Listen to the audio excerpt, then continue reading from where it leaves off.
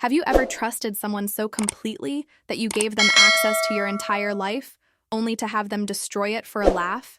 I'm talking about the kind of betrayal that doesn't just hurt your feelings. It demolishes your bank account, your credit score, and every ounce of trust you had left. My name is irrelevant to this story, but what my sister Sarah did to me will stay with me forever. And honestly, it should serve as a warning to anyone who thinks family always has your best interests at heart. I never imagined that a person I grew up with, shared secrets with, defended against playground bullies and teenage drama, would be the same person who would cause me $10,000 in damages and have the audacity to call it a funny moment. But that's exactly what happened, and what I did about it changed our relationship forever. Let me take you back to where this nightmare began, because the context matters, and you need to understand the kind of person Sarah was before I dive into the catastrophe she created in my life. I was 32 years old, working as a project manager for a mid-sized tech company, living in a modest two-bedroom apartment that I was proud to call my own.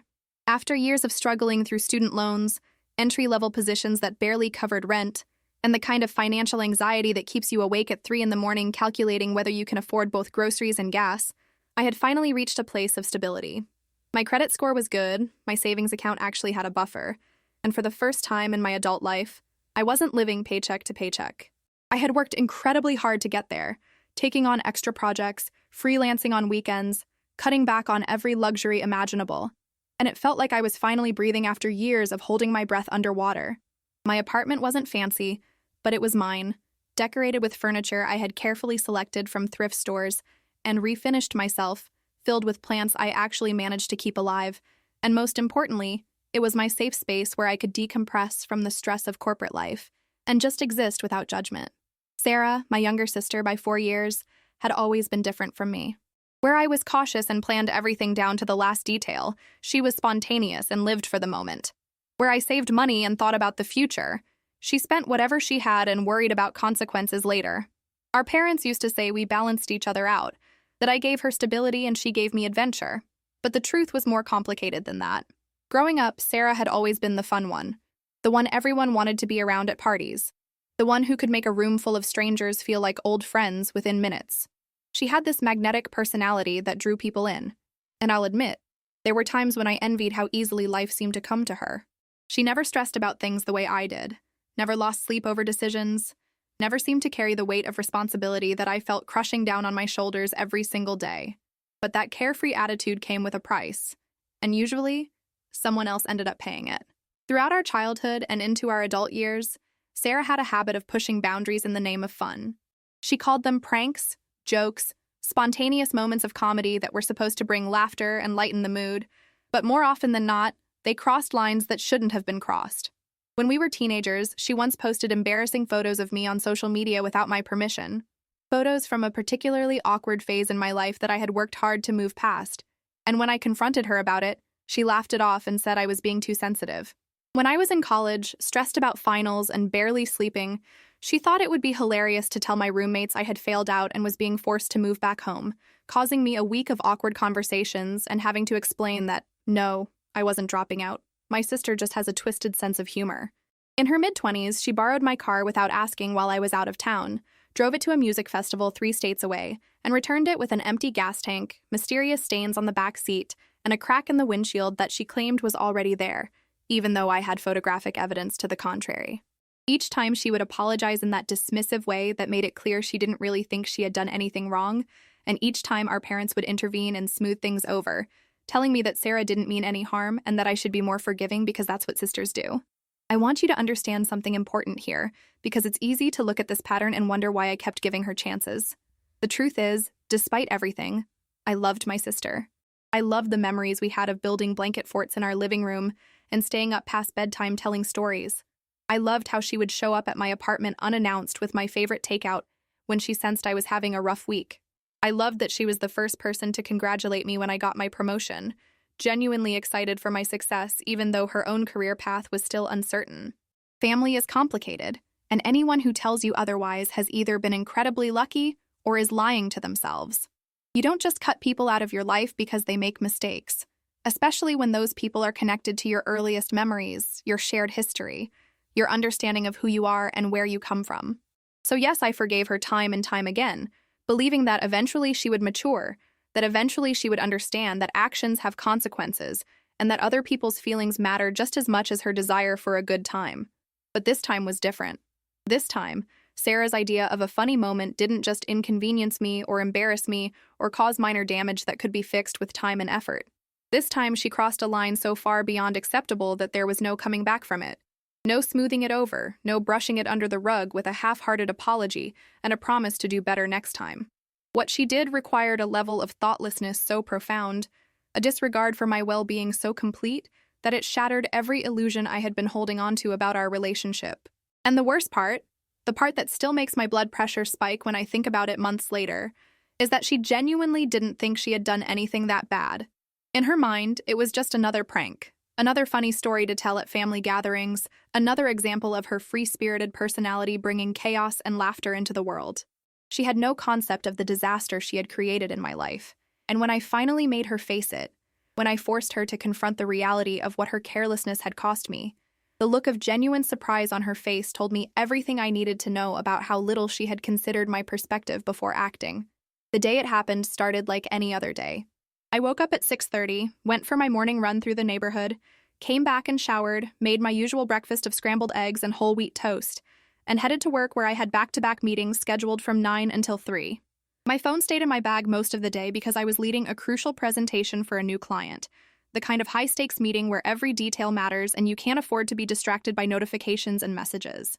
It wasn't until I was driving home, sitting in rush-hour traffic and absent-mindedly scrolling through my phone at a red light, that I saw the first indication something was wrong. There were 17 missed calls from my apartment complex management office, 9 voicemails, and a series of increasingly urgent text messages that made my heart start racing before I even understood what they were saying. The messages mentioned water damage, emergency services, other tenants being displaced, and something about immediate action being required on my part. My hands started shaking as I pulled over into a parking lot and called the management office back, my mind racing through possibilities, none of them good. The property manager, a usually calm woman named Patricia, who I had always found professional and reasonable, answered on the first ring and her voice was tight with barely controlled frustration. She asked me where I had been all day, why I hadn't responded to any of their attempts to reach me, and whether I understood the severity of what had happened in my apartment. I stammered out an explanation about being in meetings, about not having access to my phone, and asked her to please just tell me what was going on. What she told me made my entire world tilt sideways, made everything I thought I understood about my life suddenly feel unstable and uncertain. Apparently, someone had been in my apartment earlier that day and had decided to do laundry, which should have been a normal, harmless activity, except that this person had put something in the washing machine that absolutely should not have been there, had set the machine to the wrong settings, had walked away without supervising it, and had left my apartment without closing the door properly or checking to make sure everything was functioning correctly. The washing machine had malfunctioned catastrophically, flooding my apartment with water that then seeped through the floors into the 2 apartments below mine, causing damage to walls, floors, furniture, electronics, and personal belongings belonging to my neighbors. I sat in my car in that parking lot, listening to Patricia explain the extent of the damage, and felt like I was having an out-of-body experience. This couldn't be real. This couldn't be happening to me. I had been at work all day. I hadn't been anywhere near my apartment. I certainly hadn't done laundry or left any appliances running, so how could this possibly be my responsibility? I asked Patricia, who had been in my apartment, how anyone had gained access without my knowledge or permission, and her response made my stomach drop through the floor of my car. She told me that a young woman claiming to be my sister had shown up at the management office around 10 in the morning, had explained that she was staying with me for a few days and had accidentally locked herself out, and had provided enough personal information about me and my apartment to convince the assistant property manager to let her in. The assistant manager, a new employee who I later learned was reprimanded for this decision, had escorted Sarah to my apartment, unlocked the door, and left her there, trusting that she was who she claimed to be and that I had given her permission to be in my home. Have you ever experienced that moment when multiple puzzle pieces suddenly click together in your mind and you see the complete picture of a disaster that you didn't even know was forming? That's what happened as Patricia continued explaining. Sarah had access to my apartment because she had manipulated someone into giving it to her. She had done laundry in my washing machine, probably thinking she was being helpful or just taking advantage of free access to appliances since her own apartment didn't have in-unit laundry. And she had somehow caused a malfunction that resulted in catastrophic water damage to 3 apartments. displacement of my neighbors, and what Patricia was now telling me would likely be thousands of dollars in damages that my renter's insurance might not fully cover depending on the circumstances and the determination of fault. I asked Patricia if Sarah was still at my apartment, if anyone had talked to her about what happened, if there was any statement from her explaining what she had done. Patricia's response was that Sarah had apparently left the building sometime between causing the flood and the property management discovering it, and no one had seen her since. She had essentially walked away from a disaster without looking back, without checking on what she had done, without alerting anyone that there might be a problem, without taking any responsibility whatsoever. I drove to my apartment complex in a daze, my mind refusing to fully process what I was about to face. The drive that usually took 15 minutes felt both infinitely long and impossibly short, time doing that strange elastic thing it does when you're approaching something you desperately don't want to confront. When I pulled into the parking lot, I could see emergency vehicles, maintenance trucks, and a small crowd of residents gathered near my building, their faces showing various expressions of concern, frustration, and morbid curiosity. I parked and walked toward my building on legs that felt disconnected from my body, each step heavy with dread and disbelief. Patricia was waiting for me at the entrance, along with the head of maintenance and another man who introduced himself as the insurance adjuster who had been called in to assess the damage. They led me up to my apartment, and with each flight of stairs we climbed, I could hear my heartbeat pounding in my ears, could feel my palms sweating, could sense the walls closing in around me, even though we were in a wide, well-lit stairwell.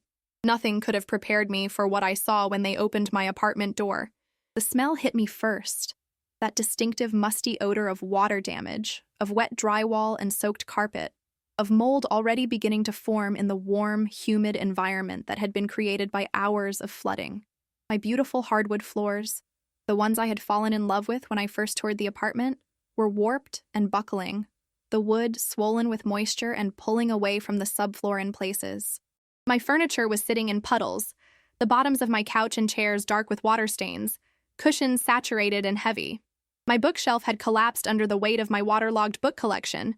Hundreds of volumes that I had collected over years now spread across the floor in a soggy mess, their pages swollen and stuck together, their covers peeling and distorted. The water had come from the bathroom where my washing machine sat, and I could see the trail of destruction it had left as it flowed through my apartment, following the path of least resistance, seeping into every crack and crevice, destroying everything in its path. My electronics were ruined, my laptop that I had left on my desk now sitting in a puddle, my television's base unit submerged, my gaming console that had provided countless hours of stress relief after long work days now just an expensive paperweight. The insurance adjuster walked through my apartment taking photos, making notes, measuring the extent of the damage, while I stood there feeling completely overwhelmed and paralyzed by the scope of what I was looking at. He explained that the washing machine had apparently been overloaded with too many items, that something heavy and inappropriate for machine washing had been forced inside, that the wrong settings had been selected, and that the combination of these factors had caused the machine to become unbalanced during the spin cycle, shake violently enough to disconnect its water supply hose, and continue running while water poured out onto my bathroom floor for what must have been hours. The water had flowed out of the bathroom, through my apartment, and down through cracks in the floorboards into the apartments below, where it had caused ceiling collapses, destroyed furniture and electronics, and forced the evacuation of those units until repairs could be made.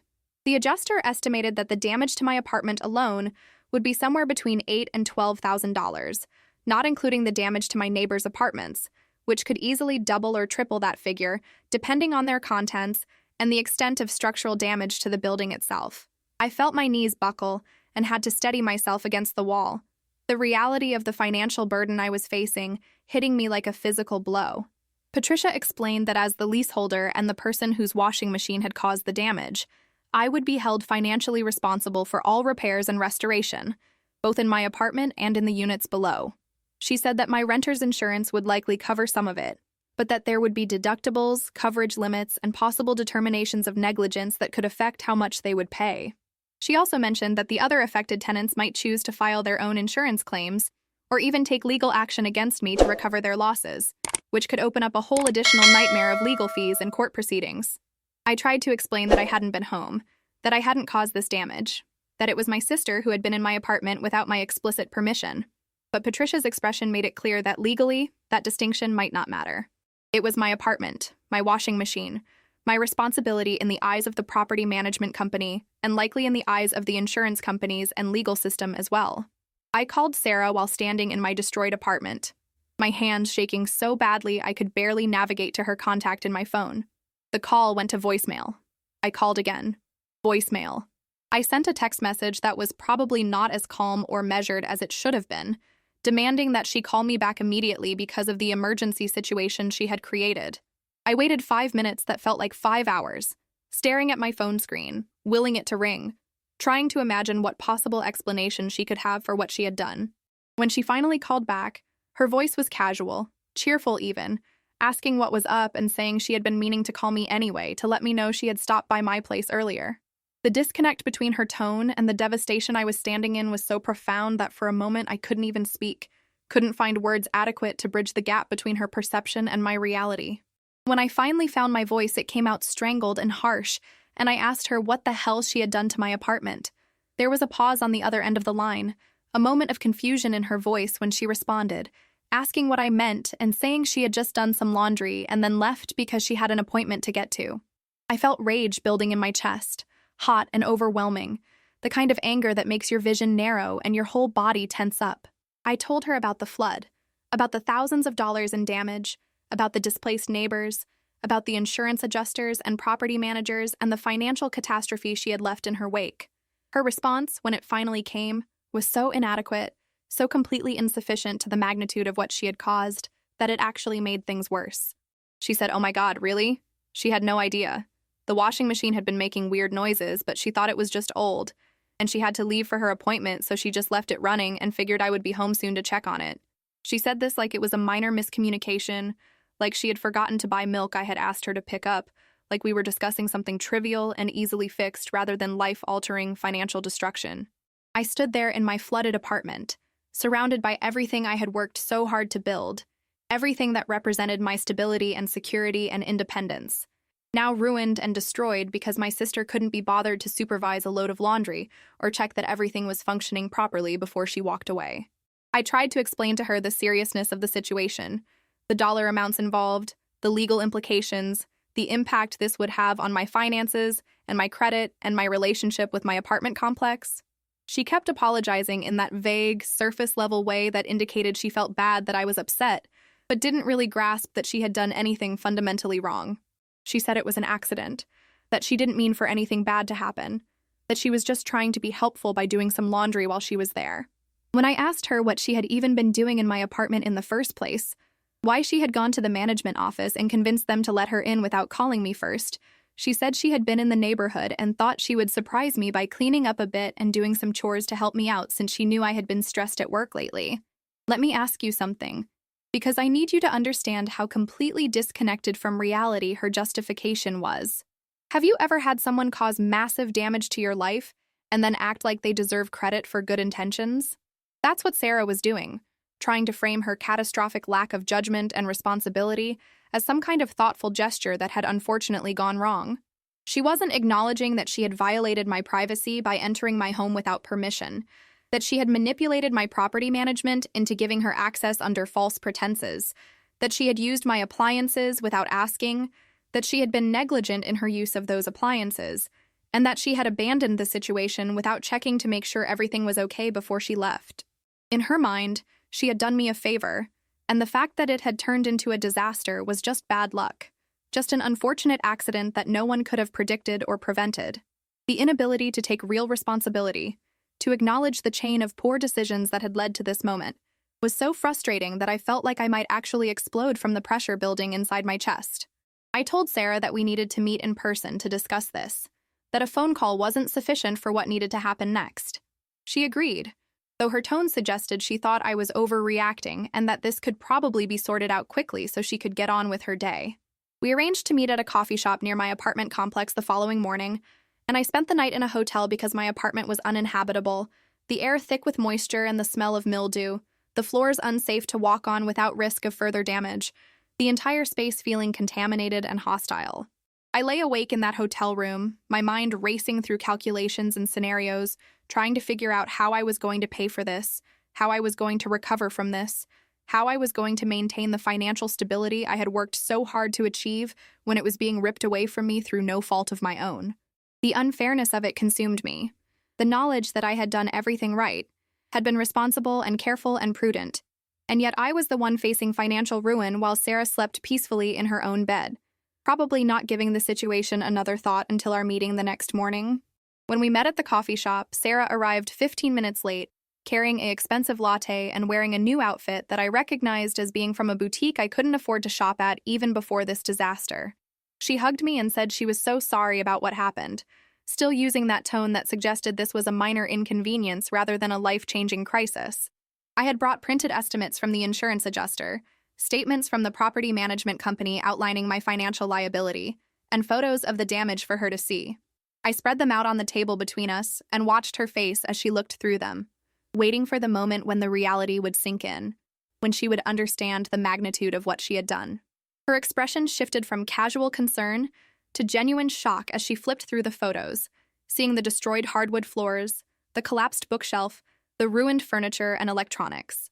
When she got to the estimate page showing a preliminary damage assessment of $10,300 just for my apartment alone, her face went pale and she looked up at me with wide eyes, finally seeming to grasp that this was serious. But then something happened that I wasn't expecting. Something that revealed a side of Sarah that I had seen glimpses of before, but had never fully confronted. Her shock morphed into defensiveness, and she started explaining all the reasons why this wasn't really her fault, why the damage amount seemed excessive, why the insurance should cover everything, why the property management should have better maintained their appliances. She said the washing machine must have been faulty to begin with, that it should have had safety features to prevent this kind of malfunction, that really the apartment complex should be taking responsibility for having inadequate equipment in their units. She said insurance exists for exactly this kind of situation, so it shouldn't be a big deal. I would just file a claim and everything would be covered. When I explained about deductibles and coverage limits and the fact that I would still be responsible for thousands of dollars out of pocket, not to mention the damage to my neighbors' apartments that could result in additional claims against me, she waved her hand dismissively and said that I was catastrophizing, that it probably wouldn't be as bad as I was making it sound, that these things always seem worse than they actually turn out to be. I felt something crack inside me in that moment, some final thread of patience or hope or familial loyalty that had been holding me together through all of Sarah's past behavior. I looked at my sister across that coffee shop table, really looked at her, and saw her not through the lens of our shared history or my desire to maintain family harmony, but through the clear, unobstructed view of someone who had repeatedly demonstrated that she would not take responsibility for her actions, that she would always find a way to deflect and minimize and avoid consequences. I thought about all the times I had made excuses for her, all the times I had convinced myself that she would eventually mature and recognize the impact of her behavior, all the times I had prioritized keeping the peace over standing up for myself and demanding better treatment. And I realized that if I didn't draw a line right now, in this moment, with stakes this high and damage this concrete, then I would be enabling her to continue this pattern for the rest of our lives, would be teaching her that there are no real consequences for hurting the people who love her, as long as she can charm or deflect or minimize her way out of accountability. So I did something I had never done before with Sarah. I got angry. Not the frustrated, quickly smoothed-over irritation that had characterized our past conflicts, but real, deep, sustained anger that came from a place of self-respect and refusal to be victimized any longer. I told her that she was absolutely going to pay for the damage she had caused, that this was non-negotiable, that I didn't care what she thought about fault or insurance or whether the washing machine was old. I explained that she had entered my apartment without permission through deception, had used my appliances negligently, had caused catastrophic damage through carelessness, and had walked away from the disaster without even checking to make sure everything was okay. I told her that her pattern of calling serious damage and boundary violations funny moments or harmless pranks was over, that this time there would be real consequences, that she would face the financial reality of her actions whether she wanted to or not. I said that I would be sending her an itemized bill for every single cent that I had to pay out of pocket as a result of her negligence, and that I expected her to pay it in full, with a payment plan if necessary, but that the debt would not be forgiven or forgotten or swept under the rug like every other time she had hurt me. Sarah's face went through a rapid series of emotions, from shock to indignation to something that might have been fear, as she realized I was serious, that this time I wasn't backing down or accepting her hollow apologies. She started to argue, saying that it was unfair to expect her to pay for everything, that it was an accident and accidents happen, that I was being cruel and unreasonable, and that this wasn't how family treats each other. That last comment about family made me laugh, and bitter sound that surprised even me. I asked her when she had started caring about how family treats each other, whether she had been thinking about family when she posted my embarrassing photos online, or when she lied to my roommates about me failing out of college, or when she damaged my car and refused to pay for repairs, or when she entered my home without permission and destroyed everything I owned. I told her that she had a very convenient definition of family, one where I was supposed to endlessly forgive and absorb the consequences of her behavior. But she had no obligation to consider my feelings or respect my boundaries or face any accountability for hurting me. I said that dynamic was over, that I was done being the understanding sister who always makes excuses and smooths things over, that if she wanted to be part of my life going forward, she would pay what she owed and prove that she could actually take responsibility for once. The conversation deteriorated from there, with Sarah alternating between tears and anger, trying various tactics to make me back down or feel guilty for my position. She said I was being vindictive, that I was using this situation as an excuse to punish her for past grievances, that I was financially better off than her and could afford to absorb the costs more easily. She threatened to tell our parents, to turn other family members against me, to make me out to be the villain in this story. But I held firm, kept returning to the facts, kept redirecting every deflection and excuse back to the central point that she had caused $10,000 in damage through her negligence, and she was going to pay for it. When she finally realized that I wasn't going to budge, that no amount of crying or manipulation or threats was going to change my position, she stood up from the table, said that I was being heartless and cruel and that she couldn't believe I would treat my own sister this way, and walked out of the coffee shop, leaving me sitting there with my photos and estimates spread across the table. In the days that followed, I began the painstaking process of documenting everything and building my case. I collected every receipt, every invoice, every estimate from contractors and insurance adjusters. I created a detailed timeline of events with statements from the property manager, the assistant manager who had let Sarah into my apartment, and my neighbors who had been affected by the flooding. I compiled photos of the damage, both immediately after the incident, and as the full extent became clear during the cleanup and restoration process. I requested copies of all correspondence with my insurance company, including their determination of coverage and the amounts they would and wouldn't pay. When the final numbers came in, after weeks of assessments and negotiations and claims processing, my out-of-pocket costs totaled $10,247. That figure included my insurance deductible, items that weren't fully covered due to depreciation and coverage limits, temporary housing costs while my apartment was being repaired, replacement of personal belongings that were damaged beyond repair, and my portion of the liability for damage to my neighbors' apartments that my insurance didn't cover. I created an invoice for Sarah, itemizing every single expense with supporting documentation, and sent it to her via email, certified mail, and text message, making sure there was no way she could claim she hadn't received it. The invoice included a cover letter explaining the breakdown of costs, the payment terms I was offering, which was a monthly payment plan over 2 years, and the consequences if she refused to pay, which included small claims court and the involvement of our parents and extended family in the matter. I gave her 1 week to respond before I would begin pursuing legal action. The week passed with no response, and I filed a small claims court case against her, serving her with the papers and scheduling a court date. It was only when she received the official legal documents that she finally reached out, calling me in a panic and begging me to drop the case, saying we could work something out, that she didn't want this to become a legal matter that would go on her record. We met again, this time at a neutral location with a more formal atmosphere, and negotiated the terms of repayment.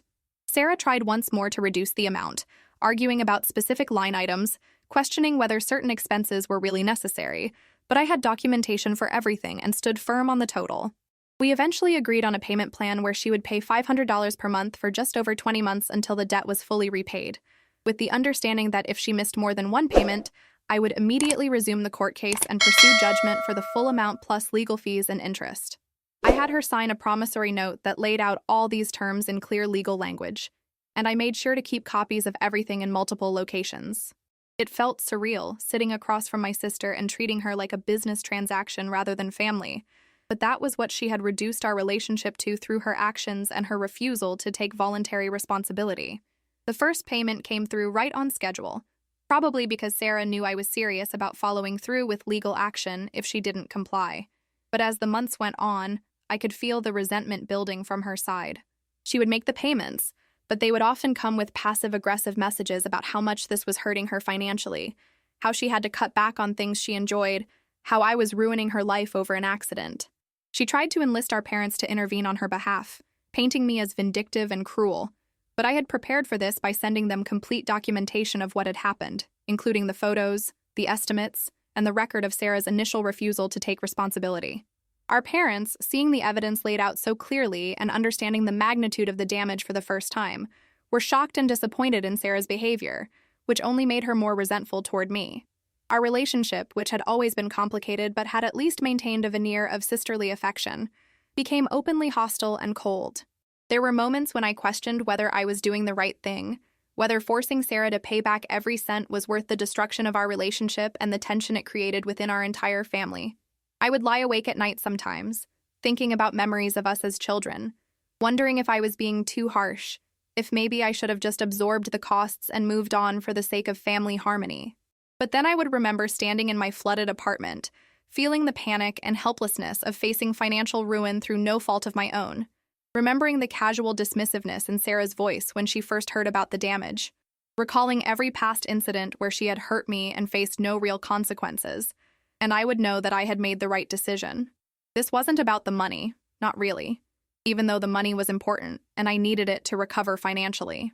This was about boundaries, about respect, about refusing to enable destructive behavior any longer, about teaching Sarah that actions have consequences and that she couldn't go through life damaging people and expecting them to just smile and forgive and absorb the cost of her carelessness. As I write this now, with nearly all of the payments completed and only a few months left on our repayment plan, I can tell you that I don't regret my decision. My apartment has been fully restored, looking even better than it did before thanks to the renovation work that was required. My insurance situation has stabilized, and while my premiums did increase, it wasn't as catastrophic as I had feared. My neighbors' apartments have been repaired, and while our relationships are a bit awkward now, they at least don't hold me personally responsible since I did everything possible to make things right. My savings account has recovered to almost where it was before the incident, thanks to Sarah's consistent payments and my own continued financial discipline. But more important than any of those practical outcomes is the change that happened inside me, the recognition that I have the right to demand respect and accountability from the people in my life, even family members, especially family members, and that setting and enforcing boundaries doesn't make me cruel or vindictive. It makes me someone who values herself and refuses to be treated as less than she deserves. Sarah and I don't really have a relationship anymore, at least not the kind we used to have. We're cordial at family gatherings, we exchange brief pleasantries, but the closeness is gone and I don't know if it will ever come back. Part of me grieves that loss, grieves the sister I wanted her to be, the relationship I hoped we could have. But a larger part of me recognizes that the old relationship was built on an unhealthy foundation, where I constantly sacrificed my own well-being to maintain harmony, where her needs and desires always took priority over my boundaries and feelings. If the price of having her in my life was continuing to accept mistreatment and bear the consequences of her behavior, then it was a price I was no longer willing to pay. I hope that someday Sarah will grow and change, that she'll develop the self-awareness to recognize the patterns in her behavior and take real responsibility for the harm she's caused. If that day comes, maybe we can rebuild something new, something healthier and more balanced. But until then, I'm content with the choice I made to stand up for myself and demand accountability. Let me ask you something important, because this story isn't just about me and Sarah. It's about a dynamic that plays out in families and relationships everywhere. Have you ever been in a situation where someone took advantage of your forgiveness, or your willingness to smooth things over and move on enabled them to keep hurting you? Have you ever had to make the difficult choice between maintaining a relationship and maintaining your self-respect? I want you to really think about that, because so many of us are conditioned to believe that family loyalty means accepting mistreatment, that love means absorbing damage and staying silent, that being a good person means letting others face no consequences for hurting us. But that's not love. That's not loyalty. That's enabling and self-sacrifice that benefits no one in the long run, not even the person whose bad behavior we're protecting them from having to confront. If you take anything away from my story, let it be this. You have the right to set boundaries with anyone in your life, regardless of your relationship to them. You have the right to demand respect and accountability when someone causes you harm. You have the right to enforce consequences when boundaries are violated. even if those consequences are uncomfortable or create conflict. And you have the right to prioritize your own well-being over someone else's comfort, especially when that someone has repeatedly demonstrated that they don't prioritize your well-being at all. Setting boundaries doesn't make you selfish or cruel. It makes you someone who understands their worth and refuses to accept less than they deserve. Enforcing consequences doesn't make you vindictive or heartless. It makes you someone who understands that real change only happens when people face the results of their actions. I'm sharing this story because I know I'm not the only person who has struggled with these dynamics, who has been hurt by someone close to them and then felt guilty for being angry about it, who has absorbed financial, emotional, or psychological damage rather than rock the boat by demanding accountability. If you're in that situation right now, if you're dealing with someone who takes advantage of your forgiveness and considers your boundaries optional, I want you to know that you're not alone and you're not wrong for wanting things to change. You deserve better, and it's okay to demand better, even from family, especially from family. It's okay to say enough is enough, to draw a line in the sand, to make it clear that you will no longer accept treatment that diminishes or damages you. The people who truly love you will respect those boundaries even if they're initially uncomfortable with them. The people who get angry at you for setting boundaries were benefiting from you not having any, and that tells you everything you need to know about their priorities. Now I want to hear from you because your experiences and perspectives matter just as much as mine. Have you ever had to enforce consequences on a family member or close friend who hurt you? How did you handle it? And what was the outcome? Do you think I was right to make Sarah pay back every cent? Or do you think there's a point where family considerations should have trumped financial accountability? Drop your thoughts in the comments below. And please be honest, even if you disagree with my choices, because meaningful conversation happens when we're willing to share different viewpoints and learn from each other's experiences. This story, my story, isn't just about money or property damage. It's about the larger question of how we balance love and accountability, forgiveness and self-respect, family loyalty and personal boundaries. These are questions every person grapples with at some point, and there's no universal right answer, only the answer that feels right for your situation and your values. If this story resonated with you, if you felt understood or validated or challenged in your thinking, I want to ask you to do something for me. First, smash that like button, because it helps this video reach more people who might need to hear this message, who might be struggling with similar dynamics in their own lives and feeling alone in that struggle. Your like tells the algorithm that this content matters, that it's valuable, that it should be shared with others who could benefit from it. Second, I want you to subscribe to Living Through It, because this channel is dedicated to sharing real stories from real people navigating the messy, complicated, beautiful, painful reality of human relationships and personal growth. We don't sugarcoat things here. We don't pretend life is always easy or that family always means unconditional support. We tell the truth about what it means to live through difficult situations and come out the other side changed, hopefully stronger, definitely wiser. And make sure you hit that notification bell so you never miss a new story, because every video on this channel offers a different perspective, a different lesson, a different reminder that you're not alone in whatever you're going through. Thank you so much for watching, for listening, for being part of this community where we can share our experiences honestly and support each other through the challenges that life throws at us. Until next time, remember that standing up for yourself isn't selfish, it's necessary, and you deserve relationships that honor your worth, your boundaries, and your well-being.